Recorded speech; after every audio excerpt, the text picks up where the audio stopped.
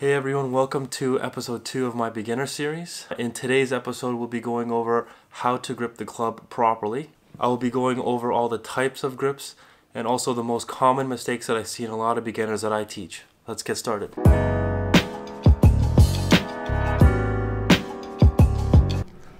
So I'm going to explain how to position the left hand on the handle first, and then I'll explain how to position the right hand on the handle.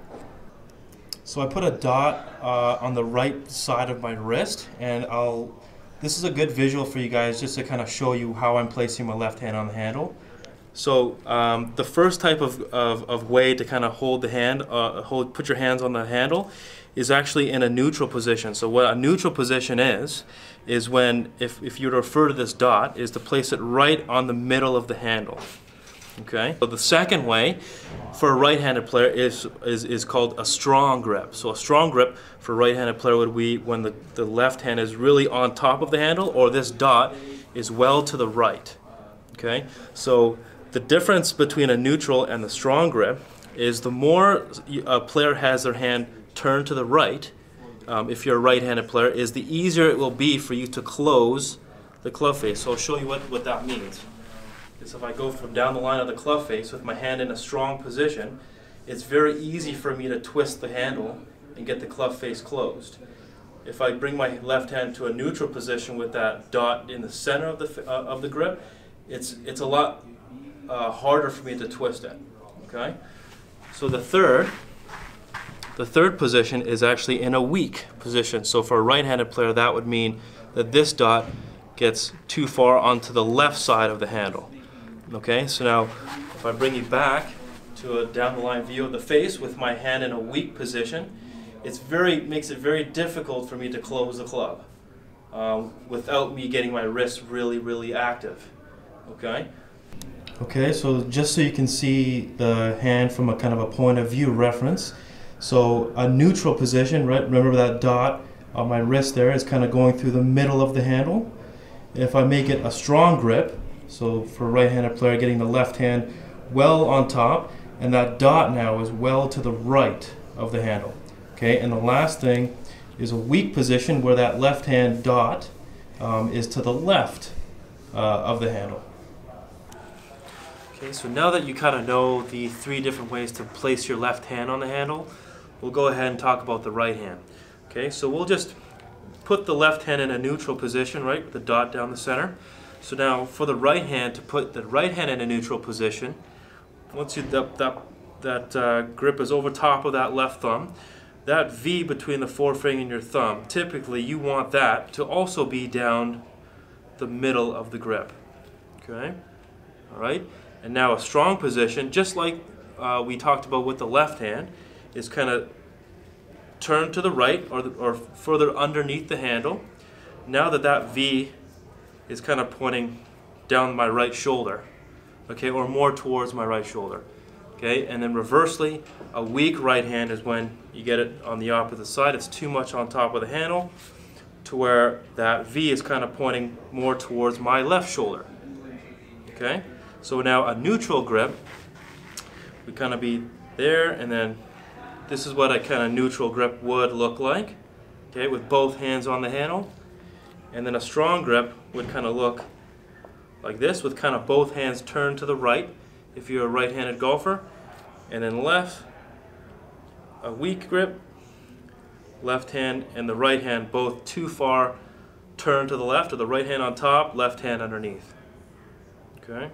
So now that you have an overview of all the 3 different ways on how to hold the grip, I'm just going to talk about, in general, what I see most golfers tend to do, or the mistakes that they tend to make.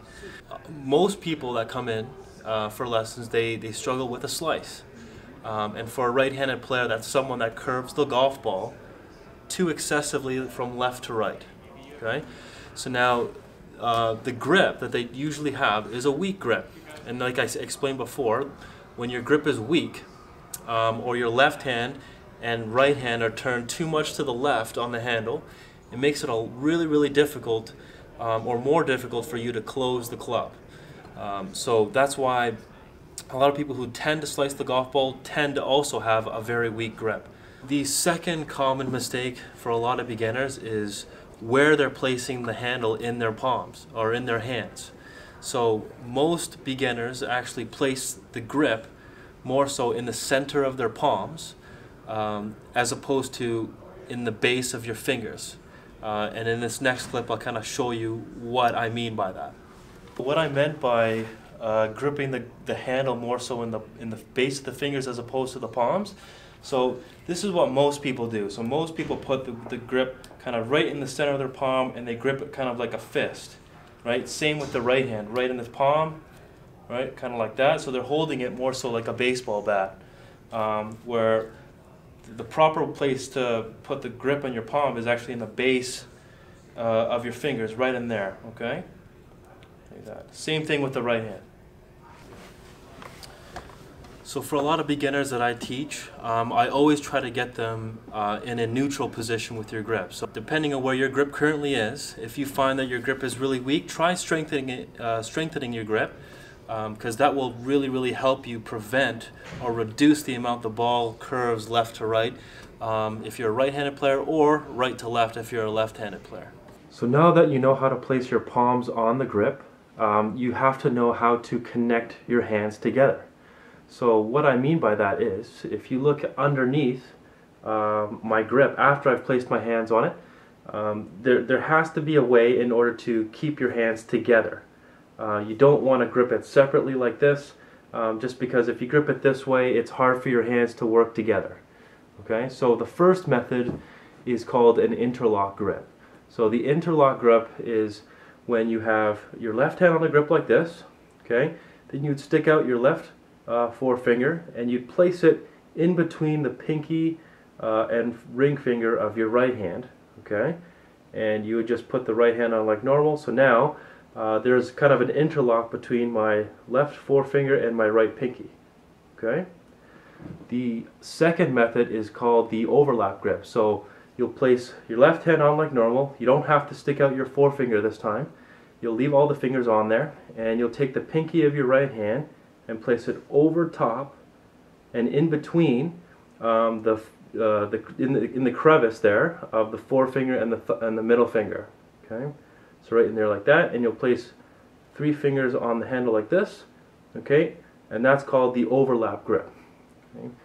The third and final method is called the 10-finger grip. So you'll just put all of your fingers of both your left hand and your right hand on it like that. So there's no interlock, there's no overlap, just placing all 10 fingers on there. Okay. So typically the interlock grip is the most common grip in golf. Okay, and people who feel more comfortable with the 10-finger method tend to have smaller hands. So if you have smaller hands and you try the interlock grip, in some cases people like that feel like their fingers hurt at times after they hit the ball. But one method is not superior to the other. It's really personal preference up to this point. So really play around with it and just discover what's comfortable for you.